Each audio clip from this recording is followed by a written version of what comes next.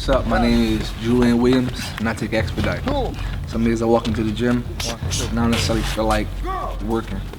Take a scoop or two of this, be ready to go. It's the best stuff I've ever had. Expedite.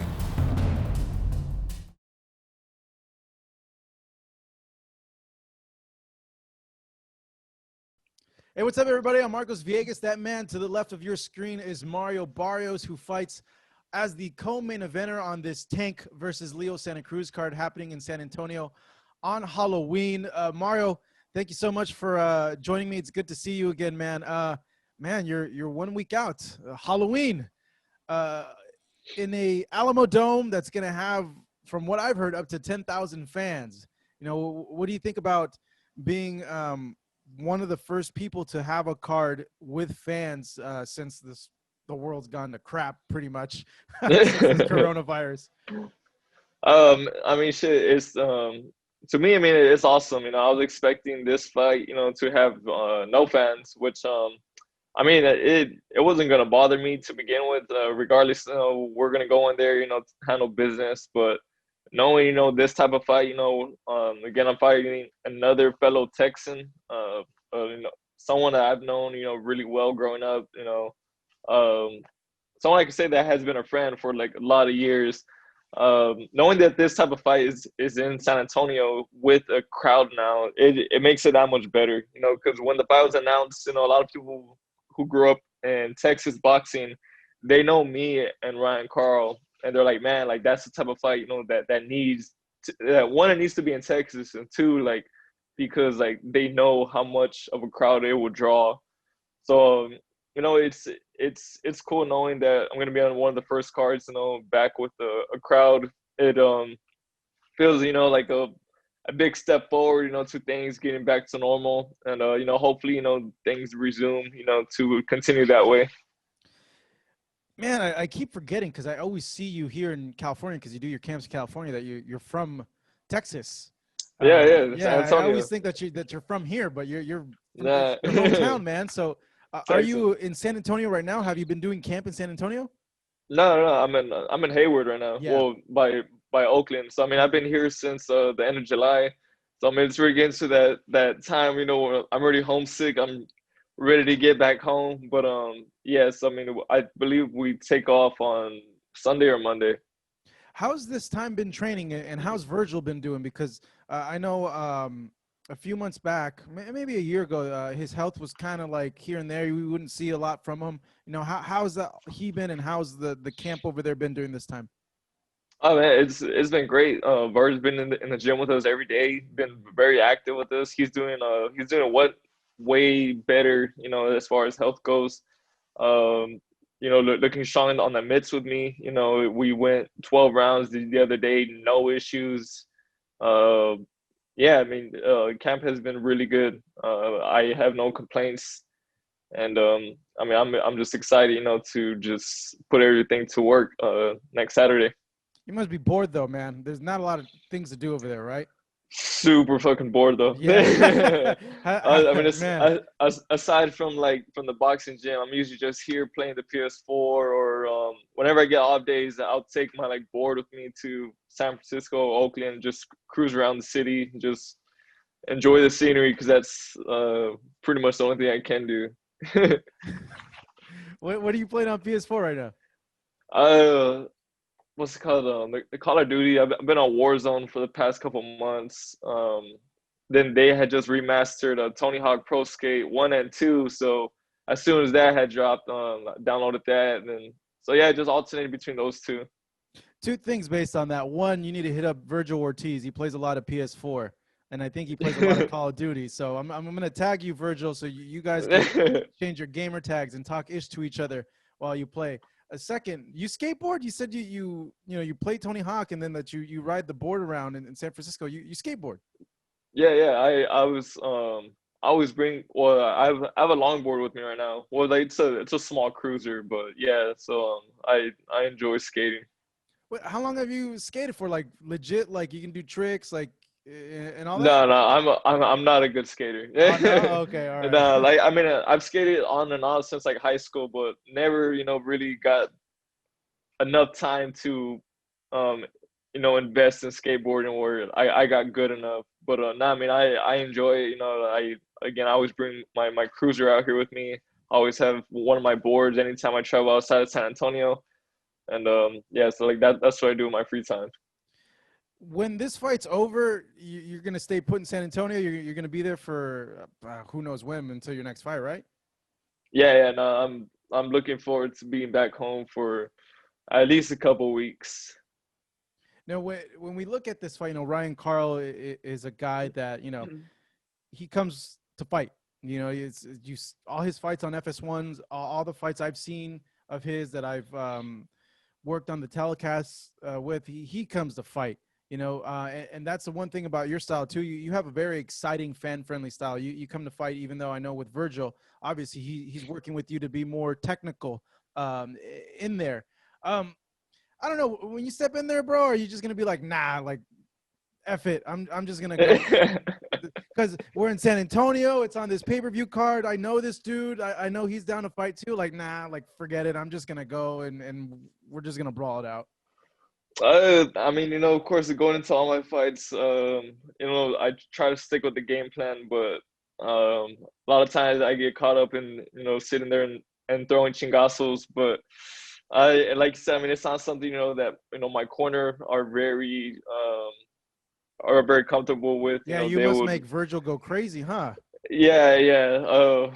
They tell me all the time, I enjoy stressing them out. But I mean, it's the type of fighter I am.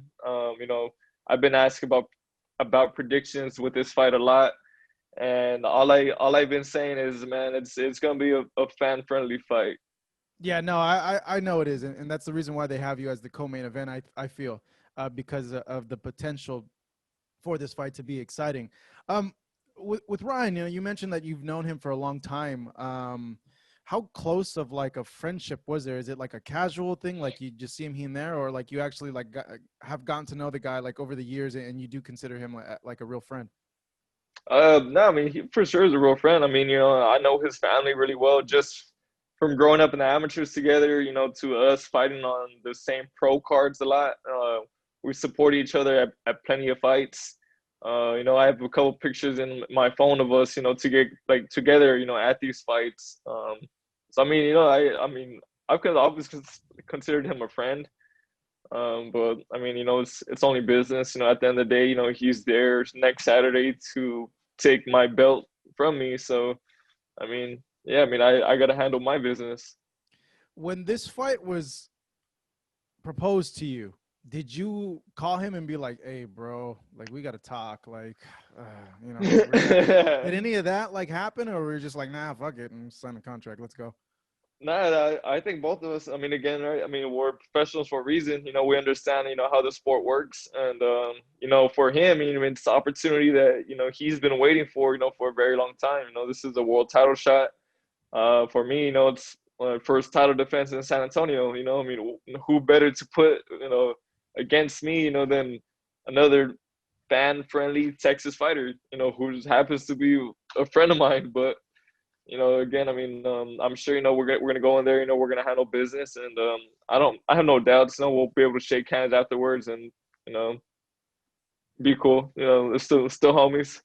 Have you been able to chat with him at all during this whole time since the fight's been announced? Nah, we haven't had no communication. Yeah. I mean, I don't feel like there's really any need. Again, right? I mean, he's there next Saturday to, whoop my ass, vice versa.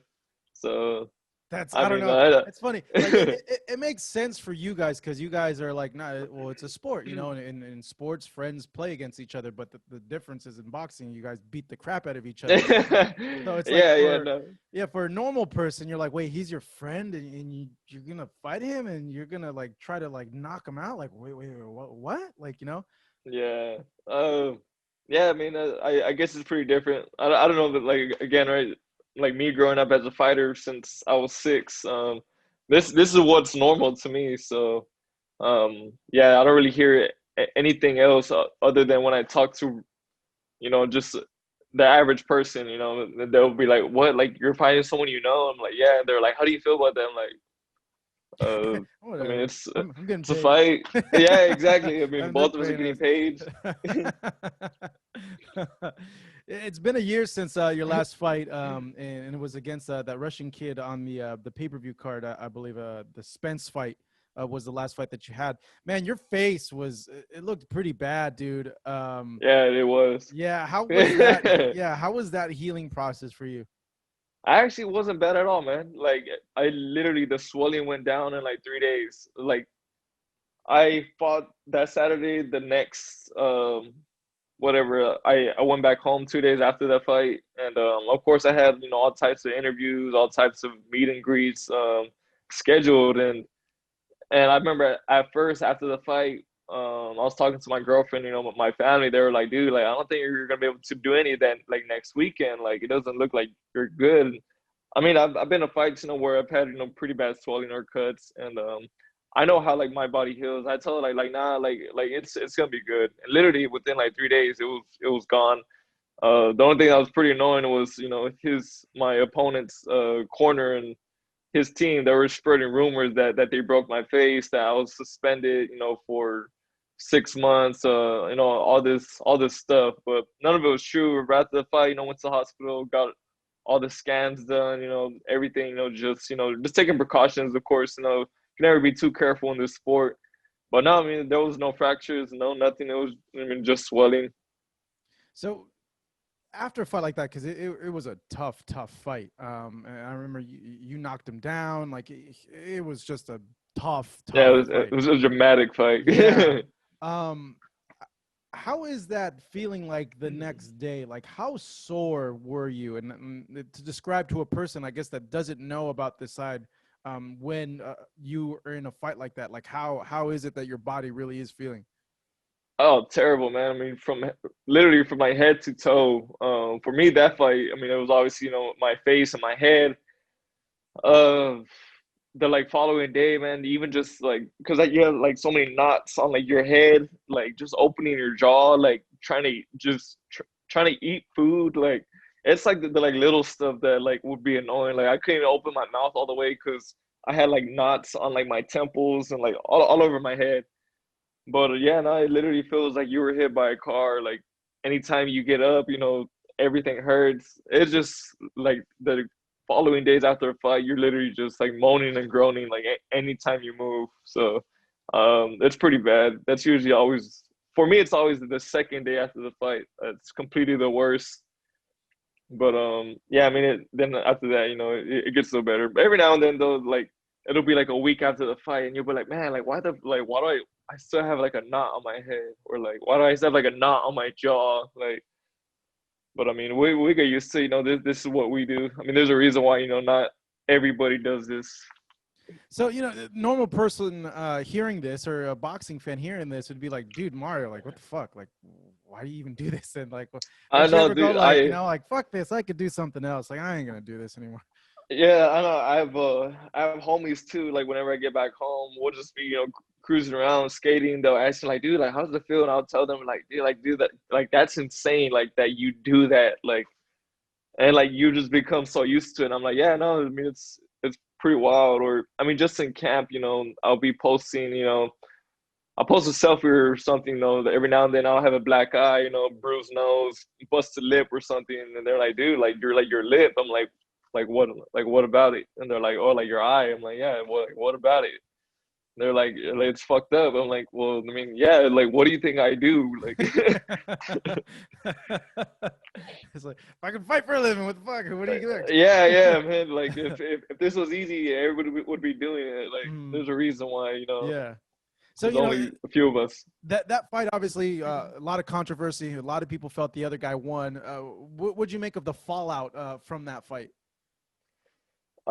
Fallout as far as what? I guess what fans said that they felt the other guy won, or that it was a lot closer than what the cards had it. I mean, it's boxing, of course. Everyone is strongly opinionated when it comes to fights and fighters. I really had to learn how to. I mean, especially after the like last fight, how to just be like, man, fuck you guys. Like y'all weren't the ones in that fight, taking those punches. Y'all weren't the ones that made some big shit happened, you know, in the last round when it counts the most, you know, the championship rounds, you know.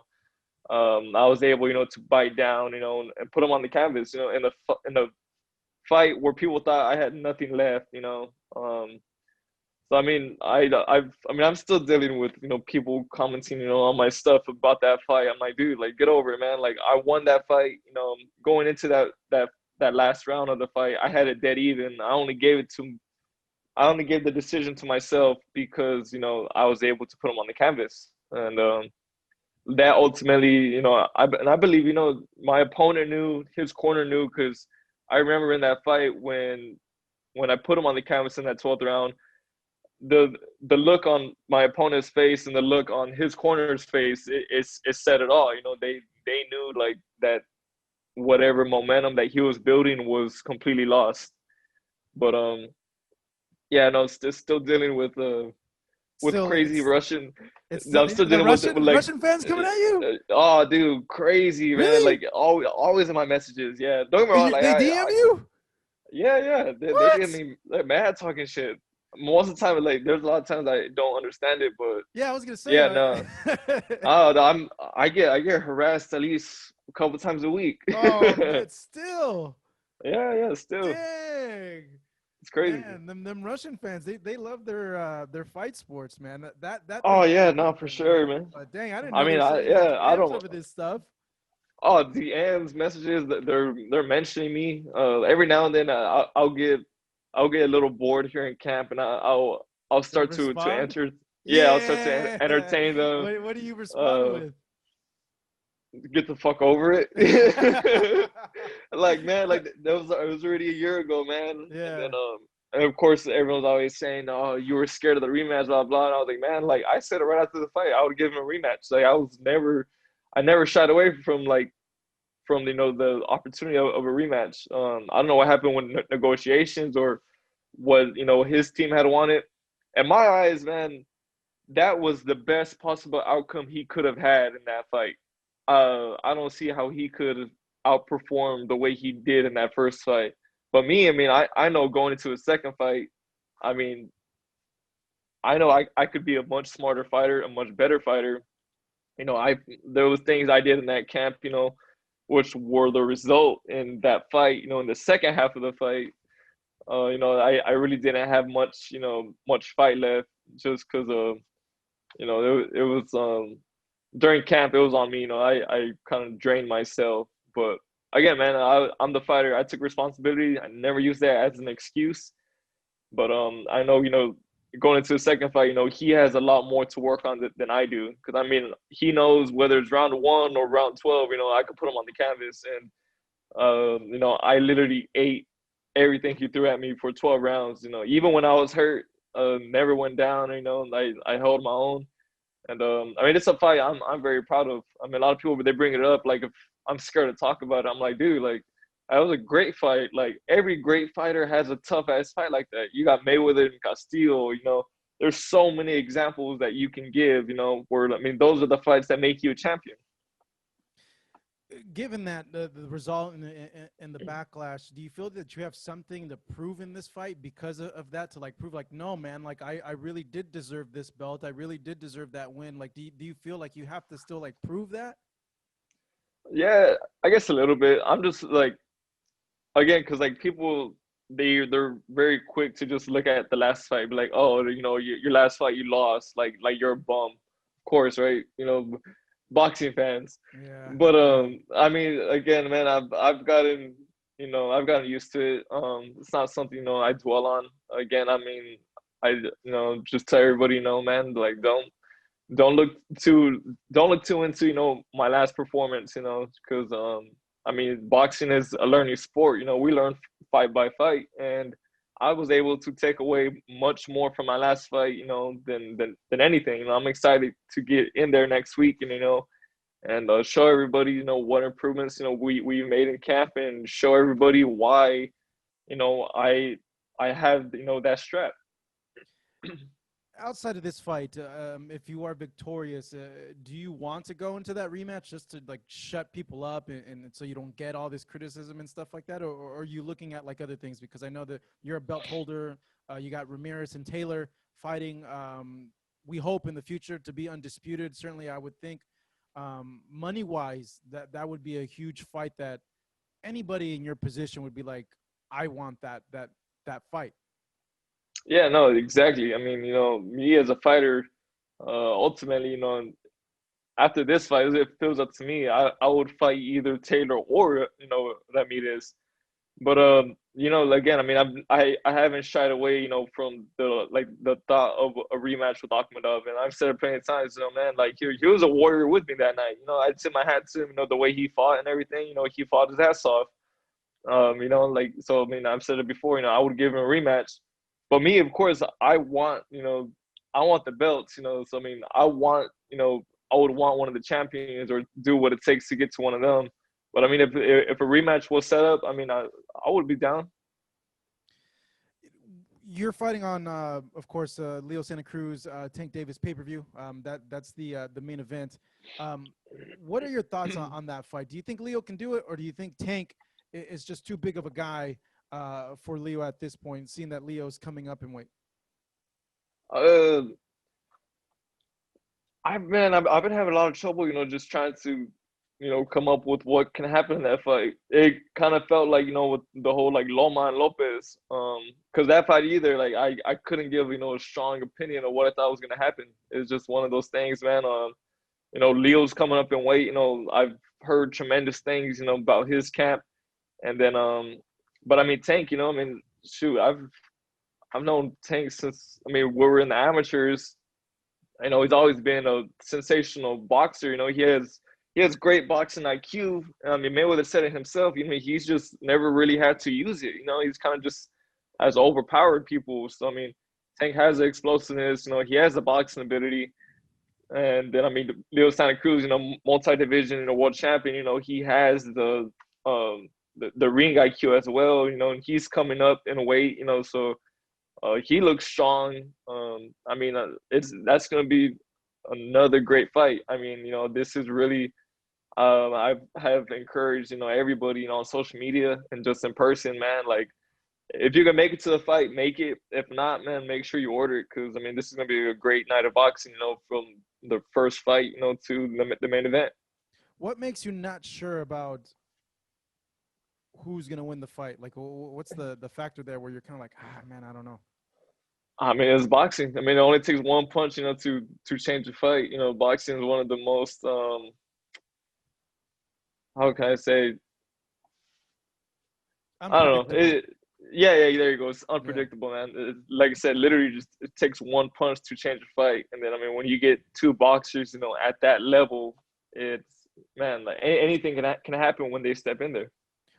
So tell me this, what's the key there for Leo then to be able to win, in your opinion? I think you just can't let, Gervonta get comfortable, can't let him, take his time, can't let him set up. Because, man, if Gervonta gets comfortable, I mean, he's a really very confident fighter, but, if he gets comfortable, just, picking you apart, just walking you into stuff, he's going to walk you into something big. Thank you so much for watching this video, and make sure to subscribe for more videos of your favorite fighters over here on Fight Up TV, and give us a follow online as well at Fight Up TV on Twitter and on Instagram. We appreciate it, guys.